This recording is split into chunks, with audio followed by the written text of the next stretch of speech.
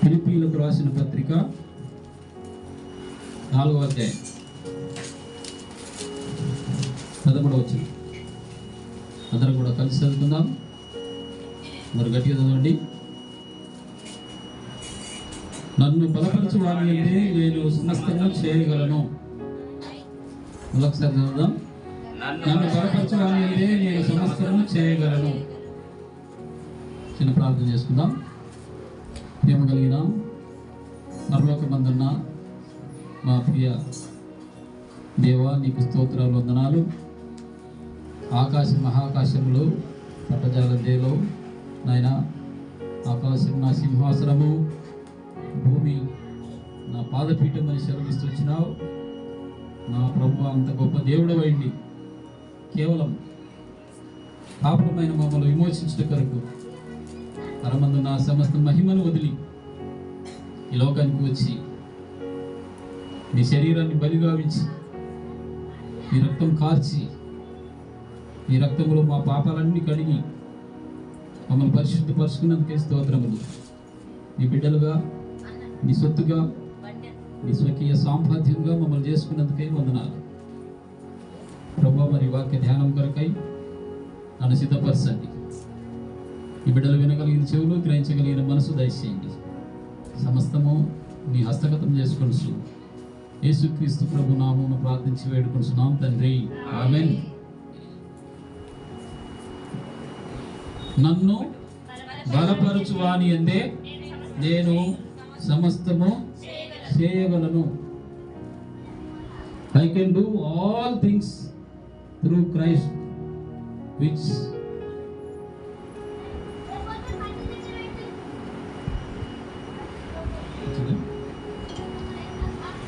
Okay. నన్ను బలపరచు వాని అంటే నేను సమస్తము చేయగలను. I can do all things through Christ which strengthen me. So మన జీవితాలను మనం పరీక్షించుకున్నట్లయితే బలం ఉండాలి. బలం లేకపోతే, బలం లేదనుకుంటే ఏమవుతారు? బలహీనులమవుతాం. బలహీనులైతే ఏమవుతారు? Very good. చూడండి, కొరింథీయులకు రాసిన మొదటి పత్రిక 11వ అధ్యాయం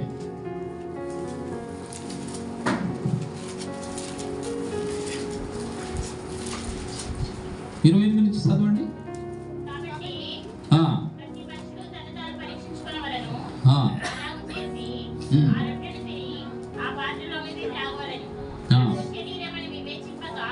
ప్రభువు శరీరమని వివేచింపక తిని త్రాగువాడు తనకు శిక్షావిధి కలుగుటకే తిని త్రాగుతున్నాడు. ఇందువలననే మీలో అనేకులు బలహీనులు, రోగులు, చాలా మంది నిద్రించుతున్నారు. అయితే నన్ను బలపరచు వాని యందే సమస్తం చేయగలను నేను. ఎవరు బలపరుస్తున్నారు? ఎలాగూ? నీ బలం ఎలా వస్తుందంటే ఆయన శరీరాన్ని నువ్వు తినాల, ఆయన రక్తమును త్రాగాల. యోహాను సువార్త 6:54లో ఏమని ఉంటుందంటే, నా శరీరమును తిని నా రక్తమును త్రాగువాడు నిత్య జీవము గలవాడు. అది బలం వస్తుందండి. ఆ బలం ద్వారా ఏమొస్తుంది? నిత్య జీవం వస్తుంది, ఇటర్నల్ లైఫ్. అయితే తినే విధానం తేడా ఉంది. తినే విధానంలో తేడా ఉంది. ఎలా? ఏం తేడా అది? ఇది ప్రభు శరీరం అని వివేచింపక తిని త్రాగువాడు. అది నిత్య జీవం వస్తుంది. అదే సమయంలో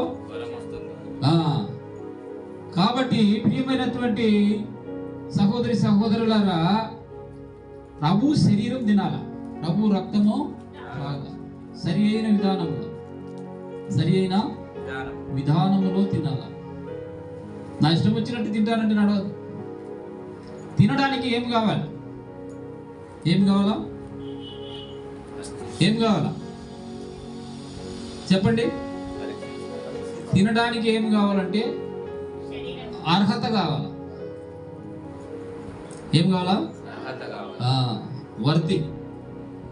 అన్వర్దిగా తింటే యూ విల్ బికమ్ వీక్. నీవు బలహీనుడు అయిపోతావు. వర్దిగా తింటే బలవంతుడు అవుతావు. బలం వస్తుంది శరీరం తింటే. కనుక తినడంలో తేడా ఉంది. అవునా కాదా? అంతేనా? మన ఇష్టం వచ్చినట్టు తింటా ఉంటే నడవదు. నా ఇష్టం అనేది ఉండదు. ఇక్కడ దేవుని చిత్తమే జరగాలి. కనుక బలము అనేది చాలా ప్రాముఖ్యమైనటువంటి విషయం. అది బలం లేకపోతే నడవలేము. నడుస్తారా? కూర్చోలేము. నడవలేము, కూర్చోలేము, లేవలేము బలం లేకపోతే. బలం ఉంటే ఏం చేస్తాం?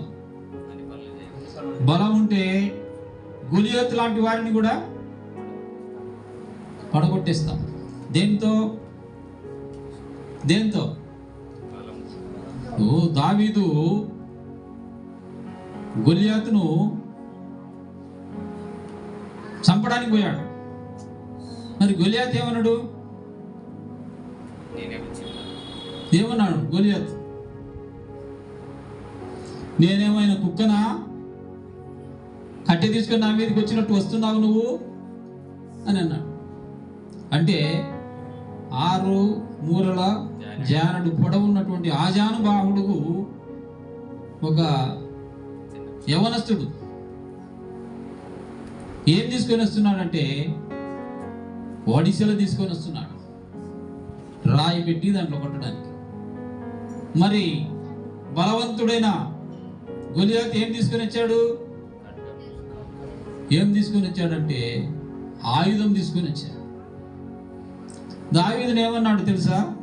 నిన్ను నరికి ముక్కలు చేసి ఆకాశ పక్షులకి ఆహారంగా ఇస్తా అన్నాడు. మరి దావీదు ఏమన్నాడు? జీవము గల దేవుని సన్నిధిలో నీవు అన్యుడు అయిన నిన్ను నేను ముక్కలు చేసేస్తా అన్నాడు. దేన్ని బట్టి అండి? దేవుని యందు విశ్వాసమును బట్టి. ఆ బలం దేవుడిచ్చినటువంటి బలం. కానీ ఎదుటివానికి మన బలం తెలియకపోవచ్చు. ఎదుటివానికి మన బలము తెలియకపోవచ్చు. అంచనా వేయలేడు. వీడెంత సచ్చిన కుక్కను కొట్టడానికి వచ్చినట్టు వస్తున్నావే నువ్వు అని అన్నటువంటి వాడిని ఏం చేసినాడు? ఒకే ఒక్క రాయి తీసుకొని ఒడిశలో తిప్పి గిరగిర కొట్టగానే కింద పడిపోయినాడు. పరిగెత్తుకుంటూ పోయి అతన్ని ఖడ్గమే తీసుకొని తల నరికేసినాడు. ఇదంతా కారణం ఏంటంటారు? ఎందుకు? Because of faith. దేవుని యందు విశ్వాసం ఉంచుట ద్వారా. ఇంకొకటి ఏంటంటే ఆ వచ్చినటువంటి వ్యక్తి ఎవరు? అన్యుడు. జీవం గల దేవుని దూషిస్తున్నావు, నిన్ను ఏం చేస్తానో చూడని వచ్చాడు కదా. We have to honor our living God. మనము మన జీవము గల దేవుని గౌరవించాలి. మనము జీవము గల దేవుని గౌరవించాలి. సరే, మంచిది. ఇక్కడ మనం చూసినట్లయితే చూడండి, మనము బలహీన సమయంలో దేవుడు మనల్ని బలపరుస్తాడు. బలహీన సమయములో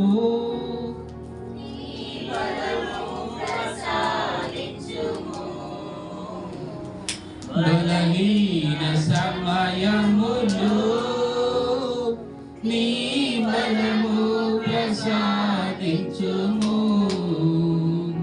జీవనదిని నా హృదయములో ప్రవహింపజేయుమయ్యా జీవనదిని నా హృదయములో ప్రవహింపజేయుమయ్యా. చూడండి, యోబు గ్రంథం 4వ అధ్యాయం 3 చూడండి ఒకసారి. అనేకులకు నీవు బుద్ధి నేర్పిన వాడవు, బలహీనమైన చేతులను బలపరిచిన ఏం చేస్తున్నట? బలహీనమైన చేతులను బలపరిచిన వాడు, బలపరిచే దేవుడు అండి. బలహీన సమయములలో మనలను బలపరిచే దేవుడు. యోబు తెలియజేస్తున్నాడు, బలహీన సమయంలో నా చేతులను బలపరిచిన వాడు నీవే ప్రభువా అంటున్నాడు. మన జీవితాల్లో మనకు కూడా అనేక సమయాలలో బలహీనులమైపోతుంటాం. నడవలేనటువంటి పరిస్థితులు కూడా ఉంటాయి. అలాంటి పరిస్థితులలో దేవుడు బలపరుస్తాడు. దేవుడు బలపరుస్తాడు. పౌలు గారు అదే అంటున్నారు, ఏమని? నన్ను బలపరచు వాని అందే నేను సమస్తము చేయగలను. అనుభవం, పౌలు యొక్క అనుభవం. మరి నీ విశ్వాస జీవితంలో నీ అనుభవం ఏంటి? నీ అనుభవం ఏంటి అనేది పరీక్షించుకోవాలి.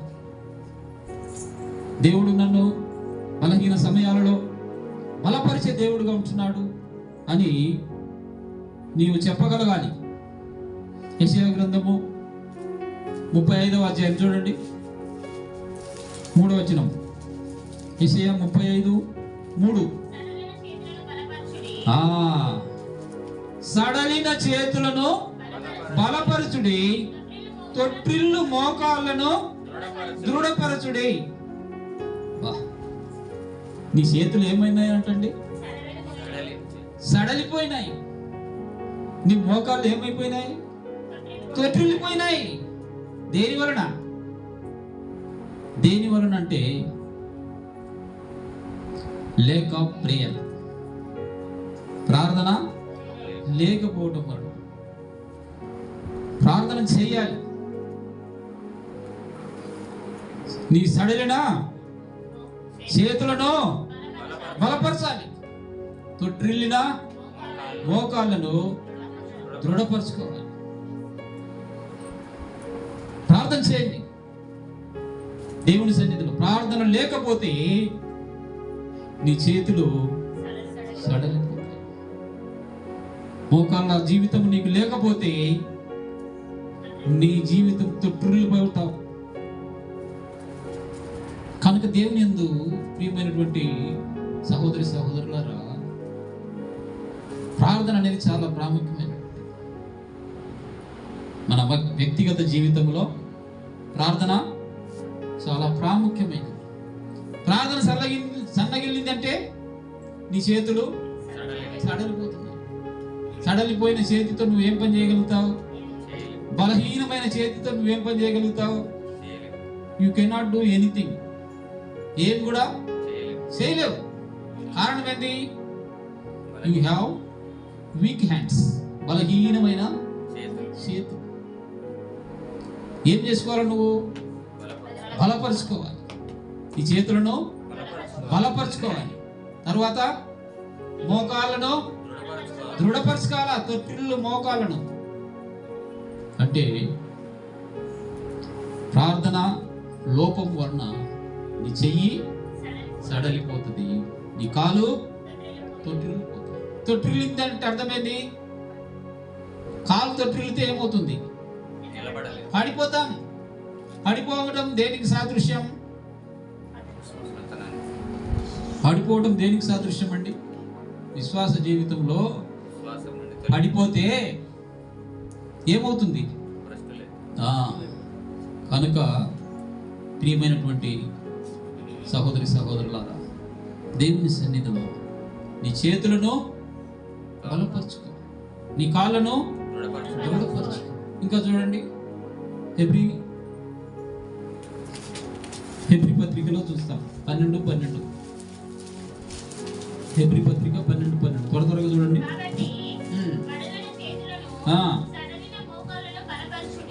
వడలిన చేతులను సడలిన మోకాళ్ళను బలపరచండి. బలం కావాలి. పౌరులాగా మనం సాక్ష్యం ఇవ్వాలి.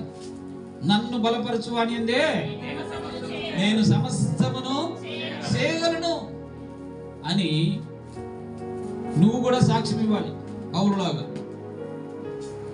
ఎప్పుడు ఇవ్వగలుగుతావు? బలపడబడినప్పుడు. బలపరచబడినప్పుడు. బలం లేనప్పుడు ఏం చేస్తావు? బలహీన పరిస్థితిలో పడిపోతావు. కనుక ఆ విధంగా ఉండకూడదు. ఇంకా చూసినట్లయితే చూడండి, ఇదే మనం ఇంతకుముందు చదివినాం, యోబు గ్రంథం 4వ అధ్యాయం 4వ వచనం చూడండి.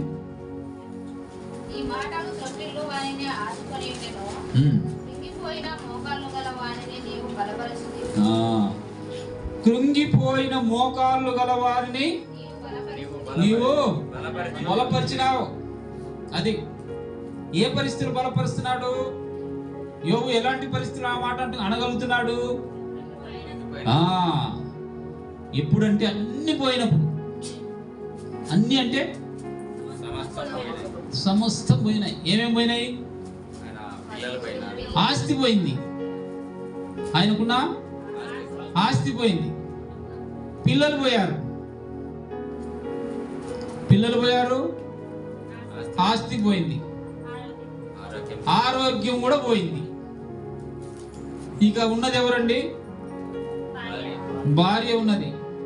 భార్య కోఆపరేట్ చేస్తుందా? మరి ఏమంటుంది ఆమె? అది ఈ బాధ పడేదానికన్నా దేవుని తిట్టి చచ్చిపోరాదయ్యా అంటుంది. నిజంగా యోబుకు బాధ ఉందండి? మరి ఈమె ఎందుకు అంటుంది? ఆయనకి లేని బాధ ఈమెకెందుకు? కత్తికి లేని దురద కందకెందుకు చెప్పండి? ఈమెకేం బాధ లేదు కదా, ఈమె మంచిగా తింటున్నది, హాయిగా ఉంటున్నది.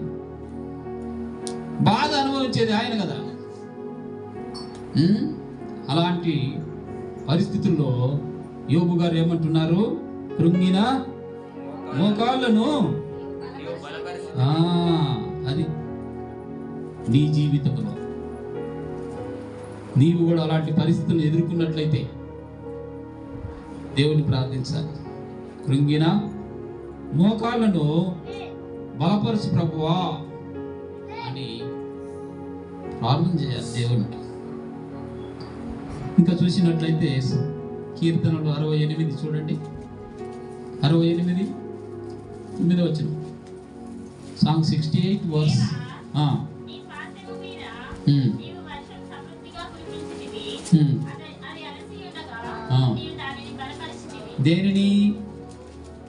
దేనిని బలపరిచింది? దేనిని బలపరిచాడు? స్వాస్థ్యాన్ని. దేవా, నీ స్వాస్థ్యము మీద నీవు వర్షము సమృద్ధిగా కురిపించినాడు అండి. చూసారా? స్వాస్థ్యము మీద దేవుడు వర్షమును సమృద్ధిగా కురిపించినాడు. అప్పుడు ఏమైందంట? స్వాస్థ్యము బలం వచ్చేసింది. ఆ స్వాస్థ్యానికి బలము వచ్చేసింది. బలపరిచినాడు దేవుడు. మన జీవితాలను కూడా బలపరిచే దేవుడు ఆయన. మన స్వాస్థ్యాన్ని బలపరుస్తాడు, మన చేతులను బలపరుస్తాడు, మన కాళ్ళను బలపరుస్తాడు, మన స్వాస్థ్యాన్ని దేవుడు బలపరుస్తాడు. చూడండి 147వ కీర్తన 147వ కీర్తన 13వ వచనం చూడండి. 13వ వచనం. నీ గుమ్మముల గడియలు గుమ్మం అంటే ఏంటండి? గుమ్మం అంటే ఏంది? ద్వారం, తలుపు. నీ తలుపు యొక్క గడియలు బలపరుస్తున్నాడు అంటే అర్థమైంది.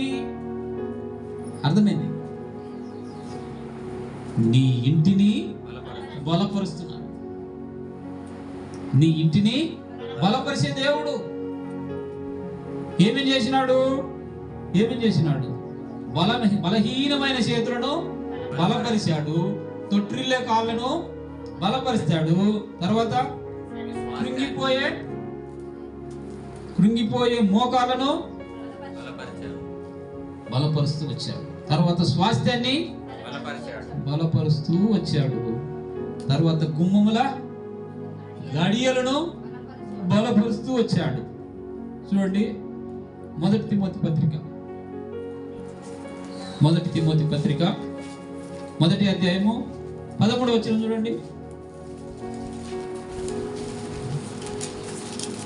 మొదటి అధ్యాయం 13వ వచనం.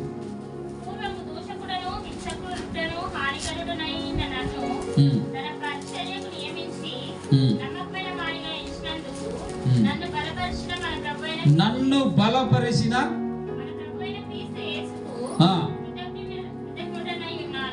చూసారా, పౌలు గారు తెలియజేస్తున్నారు. నన్ను బలపరిచిన మన ప్రభువైన యేసుక్రీస్తుకు కృతజ్ఞుడనై ఉన్నాను. దేవునికి కృతజ్ఞతాస్తుతులు చెల్లించాలి. ఎప్పుడు? నీవు బలము పొందుకున్నప్పుడు. బలహీన సమయంలో కూడా చేయాలి.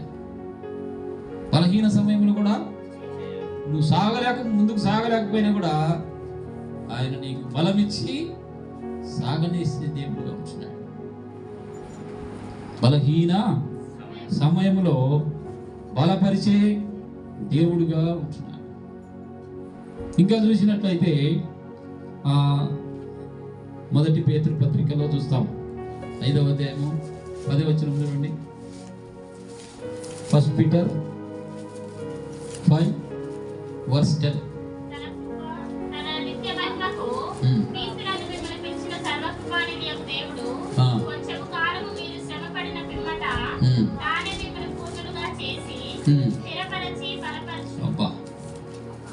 ఏమంటున్నారు చూసారా?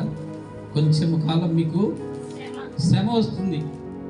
శ్రమ వస్తే ఏమవుతుందంట? మిమ్మల్ని ఏం చేస్తాడు? స్థిరపరుస్తాడు. బలపరిచే దేవుడు, శ్రమలలో బలపరిచే దేవుడు. ప్రభువా, నాకు బలానా శ్రమ వచ్చింది, నన్ను బలపరచు దేవా అని నీవు దేవునికి మొరపెట్టినట్లయితే ఆయన నిన్ను స్థిరపరిచి బలపరిచే దేవుడుగా ఉంటున్నాడు. స్థిరపరిచి బలపరిచే దేవుడుగా ఉంటున్నాడు. శాంసన్ తెలుసా? చూడండి, న్యాయాధిపతులు 16వ అధ్యాయము 28వ వచనం ఒకసారి చూడండి. అప్పుడు సంసోను, యెహోవా, ప్రభువా, దయచేసి నన్ను జ్ఞాపకం చేసుకొనుము. దేవా, దయచేసి ఈసారి మాత్రమే నన్ను బలపరచుము. నా 2 కన్నుల నిమిత్తము ఫిలిష్తీయులను ఒక్కమారే దండించి పగ తీర్చుకొనిమ్మని యెహోవాకు మొరపెట్టి. చాలు. ఇక్కడ మనం చూస్తే సంసోను దేవుని ప్రార్థన చేస్తున్నాడు. ప్రభువా, ఈ ఒక్క మారే నన్ను బలపరచు. ఎందుకు ఒక్క మారే? ఇంకొద్దా తర్వాత అది చనిపోతాడు కాబట్టి ఈ ఒక్క మారు నన్ను బలపరచు ప్రభువా. ఎందుకు బలం? ఇప్పుడు ఫిలిష్తీయులను చంపడానికి, ఆయన పగ తీర్చుకోవడం కొరకు నన్ను బలపరుచున్నాడు. దేవుడు సంసోన్ను ఏర్పరచుకొని నాజీరు చేసి ఫిలిష్తీయుల నుండి ఇశ్రాయేలు ప్రజలను ఏర్పరచుకుంటే ఆయన ఏం చేసినాడు? దేవుని చిత్తాన్ని పక్కన పెట్టి తన చిత్త ప్రకారం నడుచుకుంటూ వచ్చాడు. తన చిత్త ప్రకారమే నడుచుకుంటూ వచ్చాడు. అందును బట్టి మరి ఆయన డెలీలా దగ్గరికి వెళ్ళాడు. శరీరాశ, ఏ ఆశ? శరీరాశ కోసం పోయాడు. శరీరాశ కోసము పోయాడు. కానీ కమిట్ అయ్యాడా లేదా? కమిట్ అయ్యాడా లేదా? కాలేదు. ఏది ఏమైనా కూడా నేత్రాశ, శరీరాశ, జీవపు డంబం, ఆశ ఉంది కదా, ఆశ. ఆ ఆశ ఏం చేసింది? డెలీలా దగ్గరికి నడిపించింది. ఆమె బాగా మంచిగా లాలన చేసి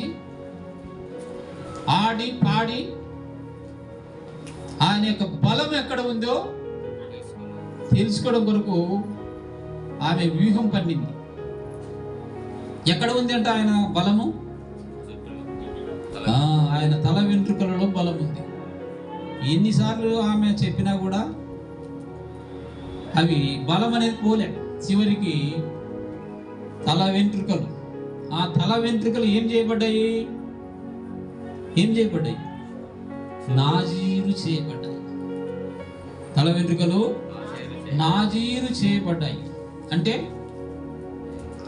వ్రతం. వెంట్రుకలు, తన వెంట్రుకల మీదకి ఏం రాకూడదు? మంగళ కత్తి రాకూడదు అని దేవుడు చెప్పాడు. ఇంకేం చెప్పాడు? మద్యం సేవించకూడదు, ద్రాక్షారసము సేవించకూడదు. ఎప్పటిదాకా? బ్రతికి ఉన్నంత వరకు 3 చేయాలి అతడు. 3 అనుసరించాల్సినటువంటి 3. ఒకటి ఏంటి? నాజీరు. ఒకటి నాజీరు, రెండవది మద్యము, మూడవది ద్రాక్షారసం సేవించకూడదు. అంటే వీటిలో ఏది పోయినా కూడా బలం. ముఖ్యంగా తల వెంట్రుకలు. ఆ తల వెంట్రుకలు కొరిగించగానే అతనిలో ఉన్నటువంటి బలం పోయింది. అప్పుడు ఆమె అంటుంది, సంసోను, శత్రువులు వచ్చేస్తున్నారు, లేవంటుంది. అతను ఏమనుకున్నాడు? ఇంతకు ముందులాగే నేను విడజిమ్ముకొని లేస్తానులే అనుకున్నాడు. కానీ లేలేకపోయాడు. కారణం, హీ లాస్ట్ హిస్ స్ట్రెంగ్త్. అతడు తన బలాన్ని కోల్పోయినాడు. కోల్పోగానే వాళ్ళు వచ్చారు. శత్రువులు వచ్చి పట్టుకొని వెళ్ళారు. పట్టుకొని ఆ ఊరి సావిడిలో అతన్ని కూర్చోబెట్టి ఏం చేసిండ్రు? కన్నులు తీసేశారు. కన్నులు తీసేయగానే చూపు పోయింది. కన్నులు పోయినాయి కదా, ఏం చేయగలుగుతాడు? చేస్తాడా? మరి కట్టేయడం ఎందుకు? కన్నులు తీసేసి కట్టేయడం ఎందుకు? బంధించడం ఎందుకు? ఇతడు బలవంతుడు, కన్ను లేకపోయినా ఏదో ఒకటి చేస్తాడని చెప్పేసి బంధించినారు. ఎక్కడ? వారి యొక్క దేవతా మందిరములో స్తంభాలకు. ఒక్క స్తంభానికి కాదండి, 2 స్తంభాలకు బంధించినారు. దేంతో? ఇనుప సంఖ్యలతో బంధించారు. ఆ పరిస్థితులు అంటున్నాడు. ఏమంటున్నాడు? చదవండి. యెహోవా, ప్రభువా, దయచేసి నన్ను జ్ఞాపకం చేసుకో. దేవా, దయచేసి ఈసారి మాత్రము నన్ను బలపరుచు. ఈ ఒక్కసారి నన్ను బలపరుచు ప్రభువా అని దేవునికి మొరపెడుతున్నాడు, ప్రార్థన చేస్తున్నాడు. మీలో ఎంతమంది ప్రార్థన చేస్తున్నారు దేవుని సన్నిధిలో? ఎంతమంది మీరు దేవుణ్ణి ప్రార్థన చేస్తున్నారు సంసోన్ లాగా? ఎంతమంది పౌలులాగా సాక్ష్యం కలిగించున్నారు? నన్ను బలపరచు అని అందే నేను సమస్తము చేయగలను అని పౌలు సాక్ష్యం ఇచ్చినట్లు ఎంతమంది సాక్ష్యం ఇవ్వగలుగుతున్నారు చెప్పండి కదా?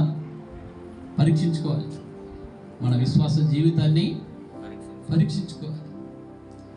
ఎందుకంటే ఇవి ఏ దినాలండి? అంత్య దినాలు. ఎలా చెప్పగలుగుతారు? సూచనలు అనేకము జరుగుతున్నాయి. రేపు మాకు ప్రభు మేఘాల మీదకి రాబోతున్నాడు. అమెరికాలో అదేదో రాష్ట్రం, ఏం రాష్ట్రం అండి? Los Angeles. అక్కడ కాలిఫోర్నియా సిటీ అక్కడ ఎక్కువగా ఏం జరుగుతుంది? సినిమా పరిశ్రమ ఉంది అక్కడ. ప్రపంచవ్యాప్తంగా సినిమా పరిశ్రమ, దాన్ని హాలీవుడ్ అని. అక్కడ ఉన్న వాళ్ళంతా రిచెస్ట్ పీపుల్ అన్నమాట. ఎలాంటి వారు?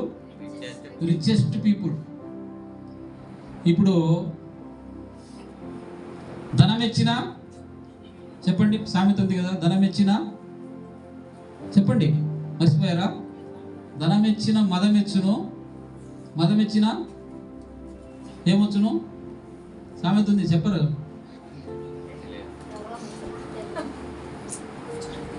ధనం వస్తే మదం వస్తుందంట, మదం వస్తే గర్వం వస్తుంది.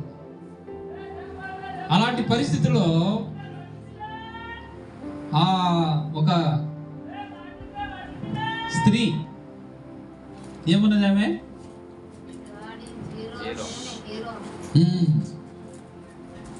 God is zero, we are heroes. దేవుడు సున్నా, మేము. This is godless city. ఇది దేవుడు లేని నగరం. ఇది దేవుడు ఎందుకంటే మేమే సమస్తము అన్నట్టు ఫీల్ అయ్యారు. అన్న 48 గంటలకే ఏమైంది? స్టార్ట్ అయింది. ఏంటైంది? కారు చిచ్చు స్టార్ట్ అయింది, వైల్డ్ ఫైర్. దాన్ని ఆపడానికి ఎవరితో కాలేదు. హెలికాప్టర్ మీద నీళ్లు తీసుకుపోతున్నారు. ఇది ఎక్కడి విడ్డూరమో చెప్పండి. మామూలుగా ఇల్లు తగలబడితే ఫైర్ ఇంజన్కు ఫోన్ చేస్తారు కదా. ఫైర్ ఇంజన్ కంట్రోల్ చేయకపోతే ఏం చేస్తారు? ఇక చెప్పండి. సర్వనాశనం అయిపోయింది కాలిఫోర్నియా. ఇప్పుడు అన్నామనండి గాడ్ ఈజ్ జీరో అని అంటారా? బుద్ధి వచ్చిందని చెంపలేసుకుంటున్నారు. అందుకే తెలుగులో ఒక సామెత ఉంది, చేతులు గాలిన తర్వాత ఆకులు పట్టుకుంటారట. చేయి కాలకన్నా ముందు జాగ్రత్త ఉంటే కాలదు. ఆకుందిలే ఆడ పొయ్యిలో చేయి పెట్టి ఆకు పట్టుకుంటే మానిపోతుందా? అది. కాబట్టి అలాంటి పరిస్థితులలో ఈ సంసోను గారు ఏం చేశారండి? ఈ ఒక్కసారి మాత్రమే నాకు బలమిమ్ము ప్రభువా, నేను శత్రువుల మీద పగ తీర్చుకుంటాను. అది శత్రువు మీద పగ తీర్చుకునే కొరకు బలము అడుగుతున్నాడు. దేవుడిచ్చాడు. అతడు బ్రతికి ఉన్నప్పుడు చంపినంత కన్నా ఎక్కువ మందిని ఆ రోజు చంపాడు. ఏ రోజు? చనిపోయే రోజు. కళ్ళు లేనప్పుడే ఎక్కువ మందిని చంపాడు, కళ్ళు ఉన్నప్పుడే తక్కువ మందిని చంపాడు. కనుక ప్రియమైనటువంటి దేవుని బిడ్డలారా, మన విశ్వాస జీవితాన్ని మనం పరీక్షించుకోవాలి. ఇంకొక ఆయన కూడా ప్రార్థన చేస్తాడు దేవునికి. చూడండి, నెహెమ్యా గ్రంథము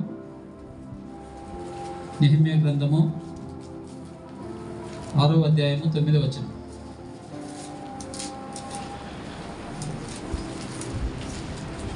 నెహెమ్యా గ్రంథము మేము చేయవారం కాము. ఉమ్, వీటిని మీ మనసులో నుండి నీవు కల్పించుకుంటువని ఆ, అతని యుద్ధకు నేను వర్తమానం పంపించి, ఉమ్, దేవా ఉమ్. ఇప్పుడు నా చేతులను బలపడుతుంది. దేవా ఇప్పుడు నా చేతులను బలపరచు. చూశారా, నేను ప్రార్థన చేస్తున్నాను, దేవుడు నా చేతులను బలపరచు దేవా. అక్కడ ఇద్దరు వ్యక్తులు అడ్డుపడుతున్నారు. టోబియా, సన్బల్లటు అని ఇద్దరు కూడా అక్కడ నెహెమ్యా మరి మందిరాన్ని కట్టకుండా అడ్డుపడుతున్నారు. ఆ పరిస్థితుల్లో నెహెమ్యా గారు ప్రార్థన చేస్తున్నారు, దేవా ఇప్పుడు నా చేతులను బలపరచు అంటున్నాడు. బలపరిస్తే ఏం చేస్తాడు? బలపరిస్తే ఏం చేస్తాడు? అది I can do all things. మన జీవితాల్లో మనం కూడా అలాంటి బలం పొందుకోవాలి. ఏం చెప్పాం చూడండి. చేతులను బలపరిచే దేవుడు, సడైన కాళ్ళను బలపరిచే దేవుడు. Okay, right. ఇంకా మన స్వాస్థ్యాన్ని స్వాస్థ్యమును బలపరిచే దేవుడు, గుమ్మములను బలపరిచే దేవుడు, గుమ్మముల గడియలను బలపరిచే దేవుడు.